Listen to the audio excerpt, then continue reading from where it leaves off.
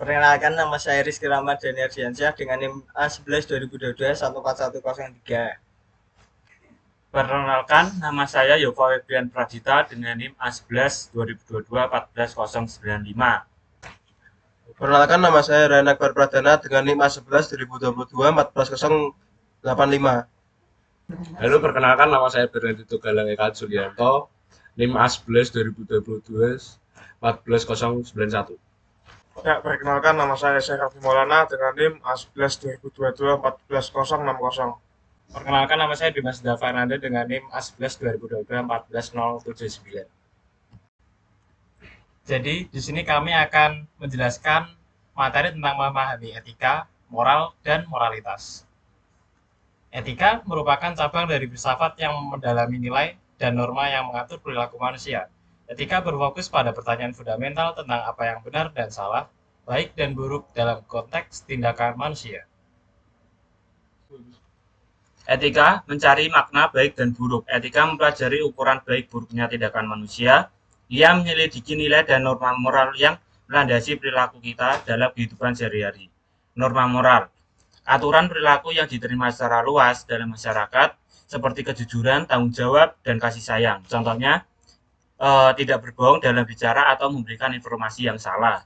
2. Memenuhi kewajiban sebagai siswa dengan mengerjakan tugas tepat waktu, mendengarkan pendapat orang lain tanpa menginstruksi. Nilai moral, prinsip dasar yang melandasi norma moral seperti keadilan, persamaan, dan kebebasan. Contohnya, memperlakukan semua individu secara adil dan memberikan hak yang setara kepada setiap orang. Memberikan akses pendidikan yang sama kepada semua anak tanpa memandang status ekonomi atau latar belakang mereka.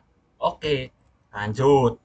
Etika deskriptif mempelajari nilai dan norma moral yang berlaku dalam suatu kelompok atau masyarakat tertentu. Contohnya di beberapa masyarakat adat di Indonesia, gotong royong atau kerjasama menjadi norma moral yang sangat dihargai.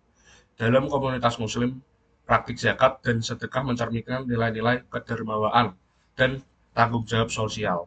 Etika dalam budaya barat modern, nilai-nilai individualisme dan beberapa pribadi sangat menonjol dalam banyak masyarakat barat modern. Di sini saya akan menjelaskan tentang etika normatif, menentukan nilai dan norma moral yang seharusnya berlaku, seperti etika deontologi dan utilitarianisme. Contohnya, etika deontologi. Menurut etika deontologi, kita harus selalu mengatakan kebenaran, bahkan jika kebenaran tersebut bisa menyebabkan konsekuensi negatif. Yang kedua, utilitarianisme dalam situasi di mana harus memilih antara menyelamatkan 5 orang atau 1 orang, dan seseorang utilitarian akan memilih tindakan yang menyelamatkan 5 orang karena itu sebagian besar bagi jumlah orang terbanyak. Dan yang ketiga, etika kontrak sosial. Pemerintah dan warga negara membuat dan mematuhi undang-undang yang mengatur hak dan kewajiban, seperti undang-undang yang melarang pencurian untuk melindungi hak milik individu. Moral, penerapan nilai dan norma. Moral adalah penerapan nilai dan norma etika dalam kehidupan nyata. Moralitas mengacu pada perilaku seseorang berdasarkan nilai dan norma yang diyakininya. Yang pertama, perilaku moral. Tindakan yang selaras dengan nilai dan norma moral seperti berbuat jujur, membantu orang lain, dan menghindari kekerasan. Yang kedua, dilema moral. Situasi sulit di mana seseorang dihadapkan pada pilihan antara dua nilai atau norma yang saling bertentangan. Yang ketiga, pengambilan keputusan moral. Proses merumuskan tindakan berdasarkan nilai dan norma yang diyakini. Yang keempat, moralitas individual. Sistem nilai dan norma yang dianut oleh setiap individu yang dapat dipengaruhi oleh latar belakang, pendidikan, dan pengalaman. Moralitas atau refleksi pribadi. Moralitas merupakan cerminan dari sistem nilai dan norma internal seseorang. Ia adalah hasil refleksi pribadi tentang apa yang benar dan salah, baik dan buruk. 1. Pembentukan moralitas diperoleh melalui proses belajar, pengalaman hidup, dan interaksi dengan lingkungan.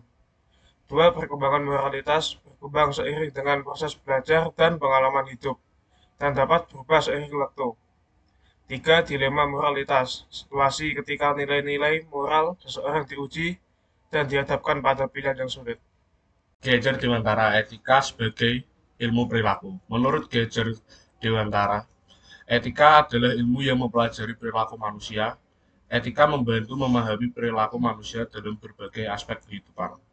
Etika dalam pendidikan penting dalam membentuk karakter dan perilaku anak didik. Etika dalam masyarakat menjadi landasan moral bagi kehidupan bermasyarakat. Etika dalam politik mempengaruhi perilaku pemimpin dan warga negara. W. Frankena, etika sebagai teori moral. W. Frankena mendefinisikan etika sebagai teori moral yang mempelajari sistem nilai dan norma moral. Etika memberikan kerangka kerja untuk memahami perilaku manusia. Etika deskriptif artinya mempelajari nilai dan norma yang berlaku dalam masyarakat. Lalu ada etika normatif, menentukan nilai dan norma yang seharusnya berlaku. Yang terakhir ada etika metaetika, mempelajari makna, konsep, dan dasar dari nilai dan norma moral. Oke, di sini saya akan menjelaskan etika dan moral tentang hubungan kompleks. Etika dan moral saling berkaitan erat. Etika menyediakan kerangka kerja untuk memahami moral, sementara moral adalah penerapan nilai dan norma etika dalam kehidupan sehari-hari. Contohnya, etika, teori, dan prinsip moral. 2. Moral, penerapan nilai dan norma dalam perilaku. 3. Moralitas, refleksi pribadi tentang nilai dan norma. Selanjutnya, menjadi manusia bermoral. Menjadi manusia bermoral berarti memahami dan menerapkan nilai dan norma etika dalam kehidupan. Ini melibatkan proses refleksi, pengambilan keputusan, dan tindakan yang bertanggung jawab. Contohnya empati, memahami perasaan dan perspektif orang lain. 2. Keadilan, memperlakukan semua orang dengan adil dan setara. 3. Tanggung jawab, memikul konsekuensi atas tindakan kita.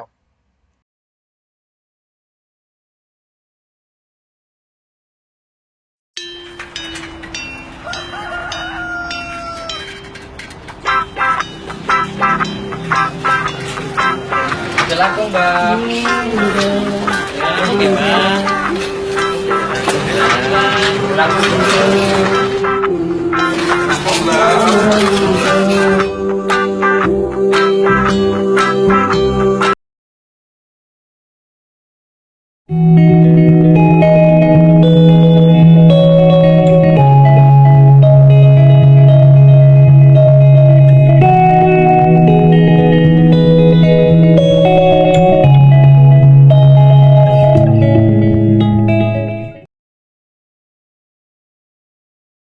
Saya mau kasih tahu Anda bahwa attitude is equally important as ability. Tingkah laku kita itu sama pentingnya dengan kemampuan yang kita miliki. Seseorang menjadi sangat hebat bukan hanya punya kemampuan yang luar biasa dalam hidupnya, tapi juga karena dia punya attitude yang baik. Katakan amin.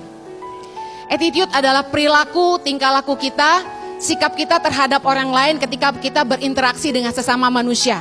Cara kita bicara, cara kita bersikap terhadap orang lain. Kenapa penting punya attitude yang baik? Karena kita itu makhluk sosial yang kita nggak bisa hidup sendiri. Kita butuh orang lain. Kita nggak boleh bersikap hari ini karena gue butuh gue baik. Tapi besok kalau nggak butuh gue nggak baik. Kita nggak boleh gitu. Amen. We don't know what happen next.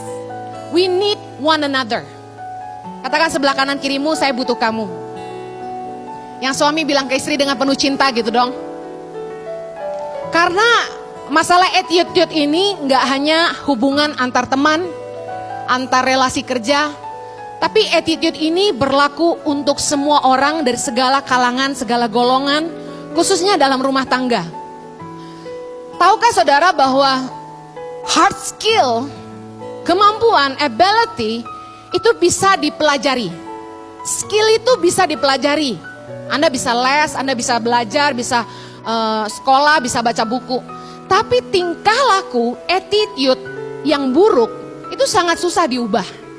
Kadang-kadang kita tuh harus ngadepin, diuji, diproses, ngadepin masalah besar baru attitude kita berubah. Contoh, orang kaya mesti bangkrut dulu baru rendah hati. Nah itu bahaya. Saya berdoa kita nggak perlu menghadapi masalah dulu baru berubah. Amin.